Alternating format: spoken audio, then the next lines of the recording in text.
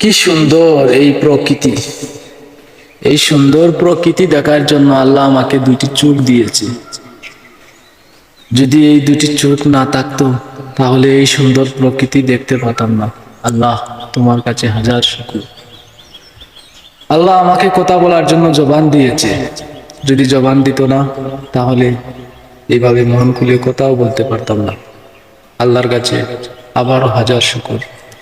আল্লাহ যে আমাদের এত সুন্দর করে সৃষ্টি করেছে, আমরা কি তার শুকর গুজার করি? আমরা তো শুকর গুজার করি না। এই সুন্দর পৃথিবী, এই সুন্দর ভুবন আল্লাহ সৃষ্টি করেছে আমাদের জন্য। আমাদেরকেও কত সুন্দর করে সৃষ্টি করেছে, কিন্তু আমরা তো আল্লাহর প্রশংসা করি না। আমরা দুনিয়ার মায়ায় পাগল,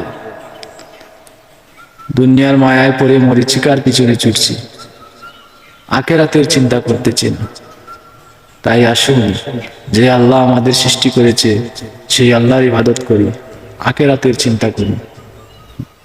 দুনিয়ার মায়ায় পড়ে মরীচিকার পিছনে আর ছুটি না।